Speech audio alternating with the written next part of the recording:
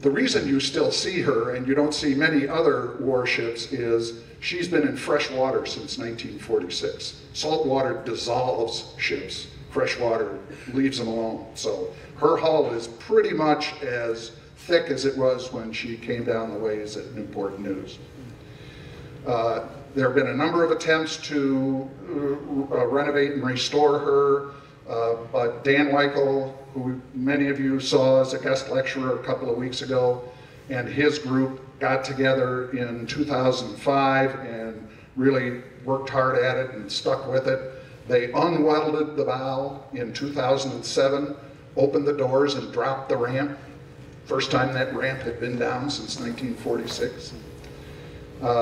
They've been painting, they've been cleaning, and we have been painting and cleaning and working very hard on it, restored many of the areas, and filling it with artifacts from many wars and lots of local and area veterans. She is a veterans museum dedicated to preserving the memory of the service of our heroes. And we're all volunteers, nobody gets paid, and that's why many of you saw the slips on your chairs, or I have slips at the back.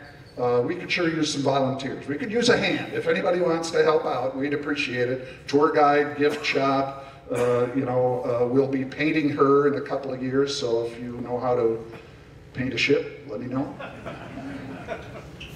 And as a special inducement, and somebody already is getting this, because I got a slip already.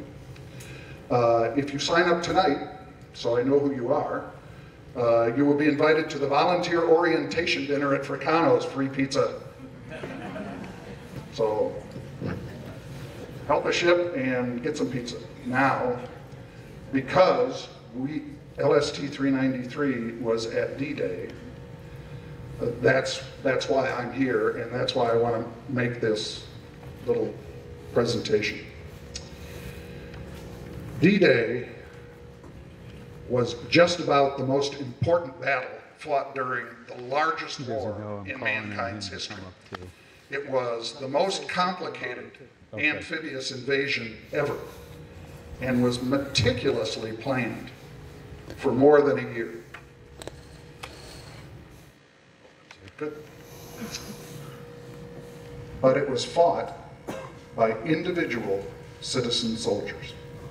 Young people just about the age of the college students sitting here tonight.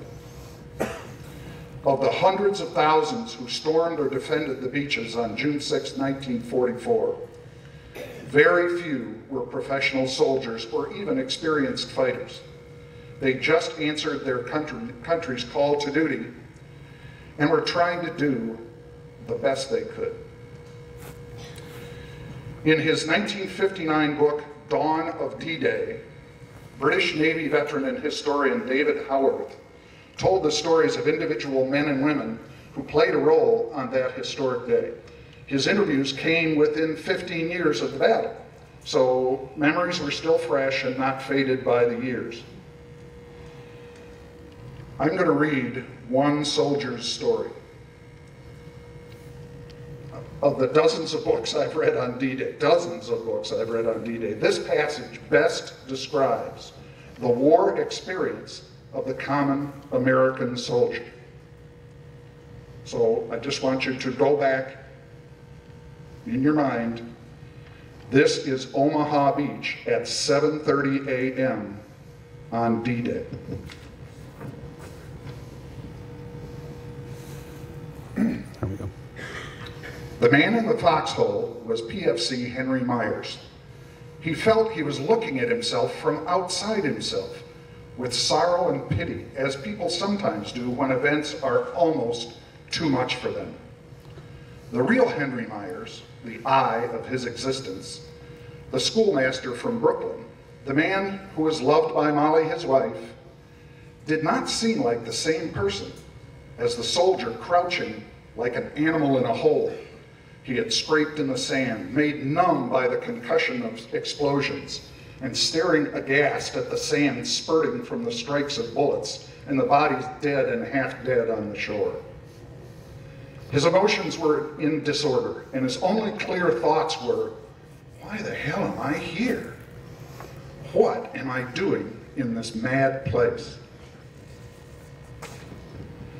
The merely factual answers to those questions are easy enough to record, though of course they were not the answers which puzzled him. He had never wanted to be called up.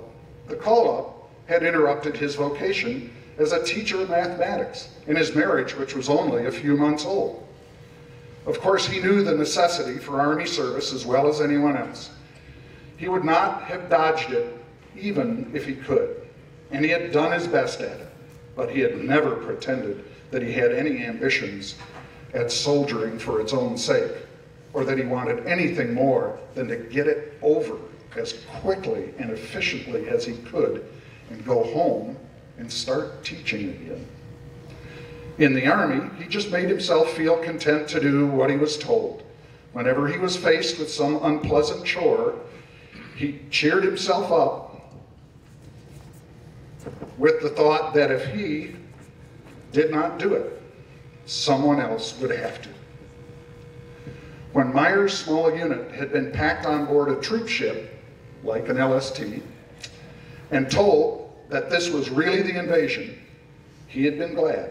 He did not need to be told that the invasion was the quickest way to end the war, or that any tiny degree of help that he would give would be help in the right direction. On the Channel crossing, this glad resolution had been almost swamped by seasickness. He was so sick, he wished he were dead. But he felt better again when he boarded the landing craft, where at least the air was fresh. And as it pitched and rolled on its way to the beach, he felt ready for anything. The companionship was encouraging. All of his own unit grouped together, joking and shouting, men he knew well, all very literally in the same boat, together, all keyed up for the adventure.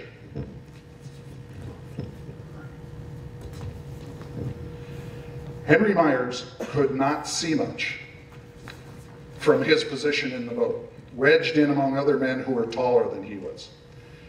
He could not move much either. Apart from his equipment and his rifle, he was carrying a heavy coil of wire over his shoulder.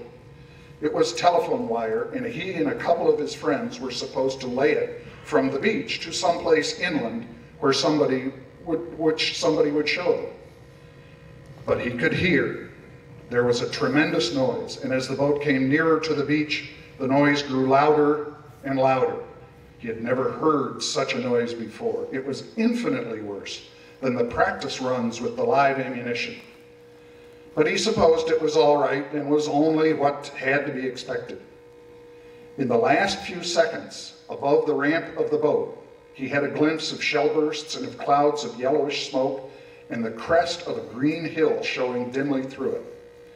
And at that same moment, he heard a different noise, alarming and very close, the unmistakable ping of bullets on the ramp itself.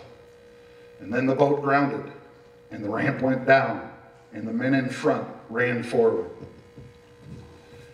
Myers knew that he hesitated, but for such a short time that nobody would have seen it. It was not the danger which made him hesitate, because he still could not see very much and still had no idea what he was in for. It was just an instinctive, ridiculous reluctance to do anything so unnatural as to jump into the sea with his boots and trousers on. But then he was in, and it was warmer than he expected, and he could see. He could see men in front of him falling. Not just stumbling, but falling, limp, face down in the water, and making no effort to rise. On the edge of the sea, where the waves were breaking, he could see bundles washing in and out, rolling over and over, bodies. Beyond, he could see the sandy beach, very wide, and bodies lying there too, and a tank burning, men clinging to its shelter like a cluster of bees. And here and there, all the time, the beach was erupting in sprays of sand and debris where shells or mortar bombs fell, while small flicks of sand from machine gun bullets ran across and across it like wicked living things.